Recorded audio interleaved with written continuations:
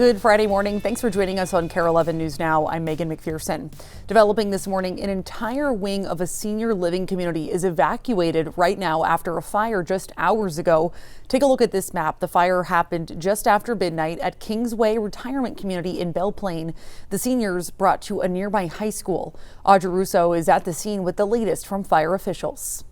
To start with the good news, nobody was seriously hurt in this fire. The 25 to 30 residents who were evacuated, there were some cuts and bruises reported, but nobody was seriously injured. The bad news, though, all of those folks are evacuated out of this east wing of the building, and we're told by fire officials they could be out of their houses for about a day. The fire marshal, we're told, is now investigating exactly what caused the laundry room fire on the third floor of this building.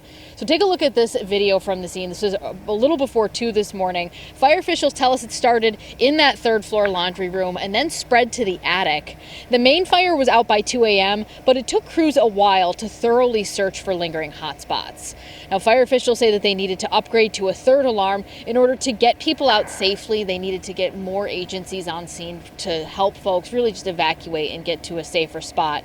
Now, this is a senior living community with a memory care unit, which is why there were some of those mobility challenges. So 6 EMS agencies and fire agencies all together were here on scene during those overnight hours trying to shuffle folks out. And again, 25 to 30 people are out of their homes, but this is a senior living facility that houses more than 70 people. So it really is just kind of localized to this one wing, this east wing here of the building. And again, this is Kingsway Retirement Community here in Belle Plaine. Back to you. Breaking new this morning, Luigi Mangione now pleading guilty to federal charges connected to the killing of United Healthcare CEO Brian Thompson. Mangione pleading guilty to interstate stalking resulting in death and stalking through use of interstate facilities resulting in death. Mangione revealing he was motivated to kill Thompson because of his experience with the healthcare system as a patient with a back injury, and that he posed as an investor so he could confirm and track Thompson's location before the murder in 2024.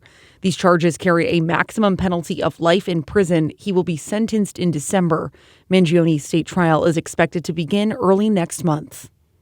An unsealed search warrant revealing new details in the murder-suicide at a Hopkins home daycare.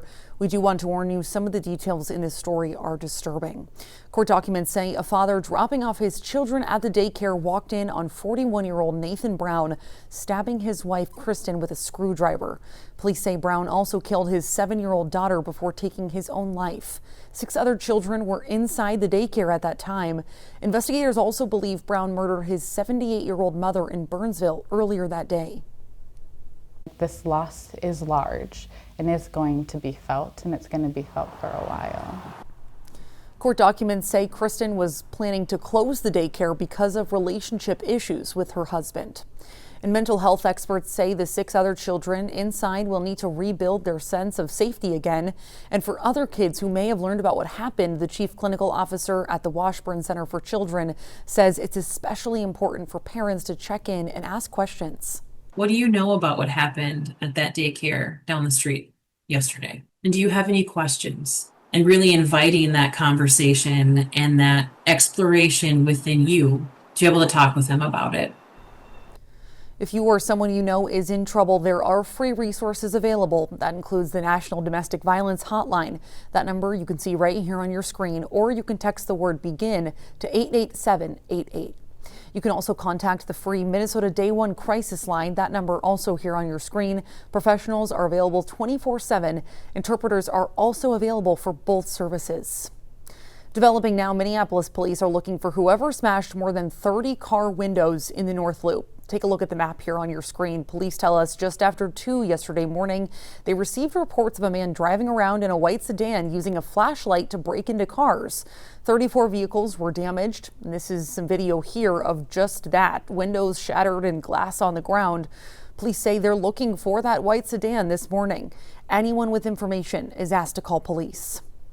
New today, an Iranian-linked group is claiming responsibility for the cyber attacks on Minnesota water systems. That's according to cybersecurity researchers at Auburn University. Those researchers say a group called Apt Iran claims their intention in attacking Minnesota was only to warn of their capabilities. Those attacks impacted more than 30 communities last month, but local officials don't believe it impacted water quality. The FBI previously said it's aware of these attacks and is investigating. Meanwhile, new concerns this morning for crew members on board the USS Abraham Lincoln, the warship setting a modern-day record for time at sea. It is getting replaced with another ship after reports of issues with plumbing, food, dwindling resources, and man overboard incidents. NBC's Alice Barr has details from Washington. Hi there. The USS Lincoln is playing a critical part in the war against Iran and now raising broader concerns about long deployments, though the defense secretary is adamant every ship has everything it needs. This morning, relief is finally on the way for sailors at sea on board the USS Abraham Lincoln aircraft carrier for a record 244 days without stopping at a port, most recently carrying out strikes against Iran. Two U.S. officials tell NBC News there have been growing complaints from service members and their families about deteriorating conditions. Danielle Rappa says her son's mental health has taken a nosedive. This is a young man who can tolerate an enormous amount. When he starts describing his life to his mother as American Horror Story and talking about being completely exhausted, I listen. The complaints include limited meal portions like these, and a U.S. official says one sailor went overboard but was quickly rescued. Now the Lincoln is set to be switched out with another Navy carrier and finally sail home in the coming weeks, according to a U.S. official. It was initially set to return in May. Defense Secretary Pete Hegseth thanking the sailors and defending conditions on board. Completely misrepresented. Listen, we make sure that every ship, every crew, every captain has everything we can provide them at every single moment. As the war with Iran drags on, President Trump has signaled a focus on economic pressure to force Iran into a deal. Treasury Secretary Scott Bessent says tougher sanctions are coming. We are going to apply measures like have never been seen. The administration and sailors at sea looking for an off-ramp. Two U.S. officials tell NBC News Joint Chiefs Chairman Dan Kane has warned President Trump and Secretary Hegseth about lengthy deployments and declining morale. Now lawmakers from both parties are pushing for more oversight and certainty that the sailors do have what they need. In Washington, Alice Barr, NBC News. Right now, St. Paul is facing a projected $26 million budget gap, and now the mayor is calling for higher property taxes and millions in cuts to city spending. In Mayor Kali Herr's first city budget address, she's proposing to increase the property tax levy next year by 6.8%, meaning an extra $58 per year for the average homeowner. Mayor Herr also asked all department heads to cut 4% of their budgets. She says the city needs to make tough decisions because of the decline in commercial property values, inflation, and state aid that's not keeping pace. Across city government, we're eliminating positions where appropriate, reassigning staff to meet changing needs, and focusing our resources where they will have the greatest impact for residents. Mayor Herr is offering to reduce her own salary by $20,000 in solidarity with other cuts being made, but this proposal is not final. The city council must approve it.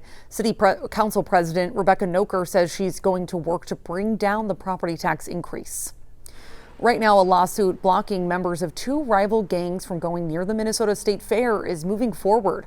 Court records show two Somali gangs, Muddy and the Ville, have been posting about starting a huge fight at the fair for weeks now. Prosecutors say the two gangs have been involved in shootings against each other in the past. If this temporary block goes through, individual gang members would still be allowed to go to the fair. They just can't meet up with other gang members, use gang signs, or taunt rival members. The judge says she'll make her final decision next Thursday. Right now, Flock Safety says it's rolling out new safety controls on its license plate reading cameras just days after several Minnesota cities canceled their contracts with the controversial company. Flock says it will no longer hold on to data for 30 days. Instead, its default retention period will go down to 7 days. The company says it will also introduce new guardrails for law enforcement, including tools flagging abnormal searches. Leaders in at least 5 Minnesota cities have expressed concerns over the cameras, ranging from data privacy to staffing. These are simple things that we can change. And my hope is that in our conversation today and my ongoing conversations with state regulators, that these are changes we can see in the coming months. Critics say the changes still aren't enough. The ACLU says the shorter data window is a step in the right direction, but that other changes aren't enough to prevent abuse. Stick with us. More news and weather is coming up after the break.